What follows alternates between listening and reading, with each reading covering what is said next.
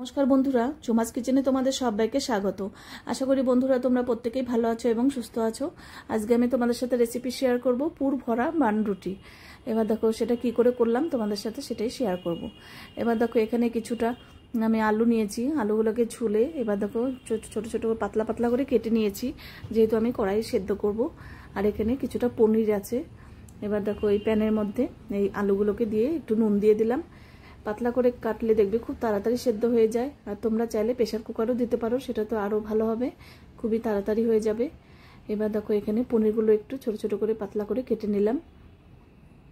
শুধু আলু দিয়েও কিন্তু এই পুরটা করা যায়, আবার আমি একটু পনির দিয়েছি, পনির দিলে তো আরও টেস্ট ভালো হবে।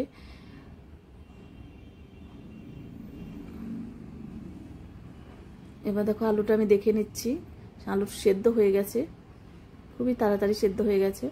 এবার নামিয়ে নিয়েছি। এবার দেখো তেলের মধ্যে একটু কালো জিরে ফোড়ন দিলাম, আর পেঁয়াজ কুচনো দিলাম। এখানে তিনটে মিডিয়াম সাইজের পেঁয়াজ কুচিয়ে নিয়েছিলাম, একটু নুন দিয়ে দিলাম। নুন দিলে দেখবে খুব তাড়াতাড়ি পেঁয়াজটা সফট হয়ে আসবে। আর এটাতে কালো জিরে ফোড়নটাই বেশি ভালো লাগে। আর একটা টমেটো কুচিয়ে দিয়েছি। একদম হেলদি রেসিপি, তোমরা কিন্তু এটা করতেই পারো, খুবই সুন্দর একটা রেসিপি। এবার দেখো পেঁয়াজ ভাজা হয়ে গেছে, এবার পনিরটা ওর মধ্যে একটু ভেজে নেব।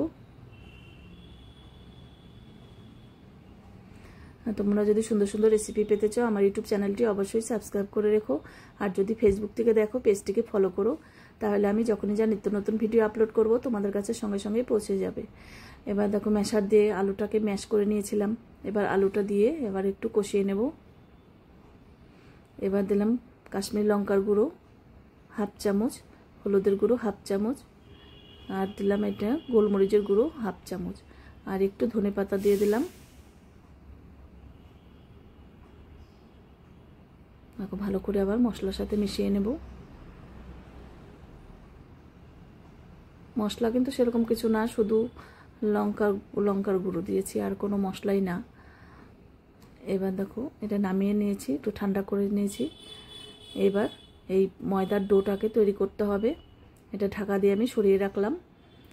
এবার দেখো এখানে কিছুটা ময়দা নিয়ে নেব, ময়দাটাকে চেলে নিচ্ছি। অনেক সময় দেখবে নোংরা থাকে। আর এখানে 1 চামচ চিনি দিলাম, আর একটু নুন দিয়ে দিলাম ময়দার মধ্যে।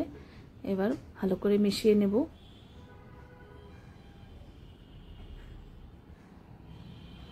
এবার দেব 1 চামচের মতন ইস্ট। এবার এটাও ভালো করে মিশিয়ে নেব ময়দার সাথে।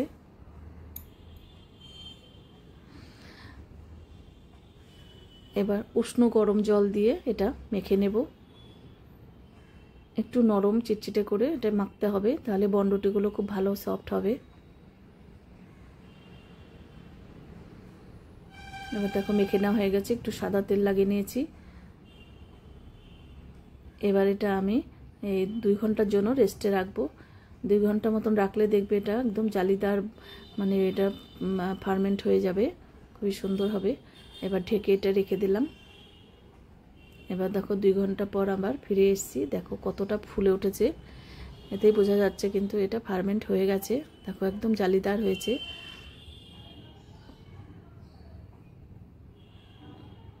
এবার আবারও ভালো করে এটা মেখে নিতে হবে।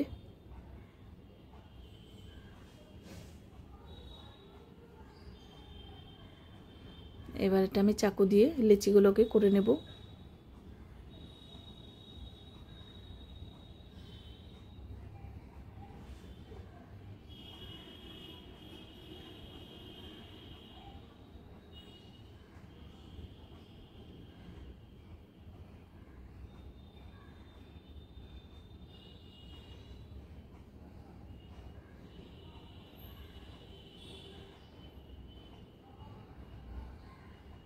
এবার একটা লেচি নিয়ে নিলাম, এবার একটু ময়দা ছিটিয়ে দিলাম। এবার দেখো একটা বাটির শেপে করে নেব।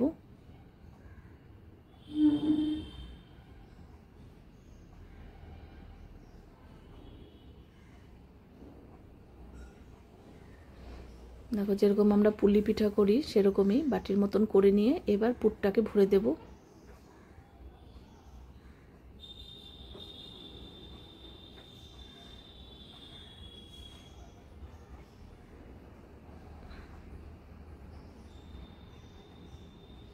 এবার পুর ভরে দিয়ে এবার দেখো এইভাবে মুখগুলোকে একসাথে করে এবার আটকে দেব।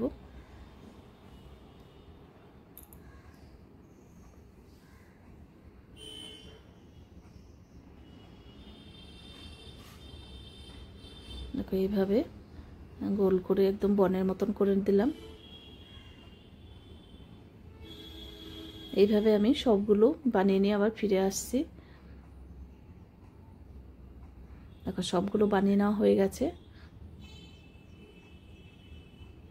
এবার গরম জলের মধ্যে এটা ফুটিয়ে সেদ্ধ করে নেব। দেখো গরম জল একদম ফুটিয়ে নিয়েছি, জল মানে ভালো করে ফুটবে তখন কিন্তু এটা ছাড়তে হবে, নাহলে কিন্তু এটা গলে যাবে।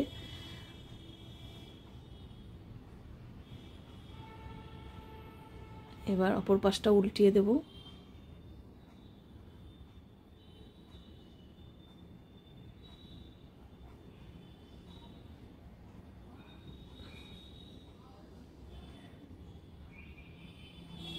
দেখো ফুলেছে কিন্তু বনটা, আর একটু ফুলবে। এবার দেখো এবার আরো ফুলেছে কিন্তু, এবার নামিয়ে নিলাম।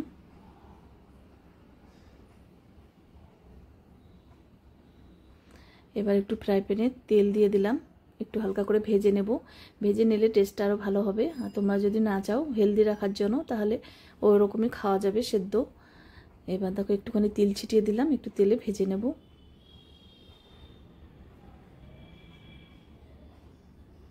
দেখো একটু কালার এসে গেলে নামিয়ে নেব। দেখো বান একদম রেডি। দেখো কত সুন্দর হয়েছে। তোমাদের কেমন লাগলো অবশ্যই জানিও। আজকে তাহলে আমি এখানেই রাখছি। টাটা বন্ধুরা।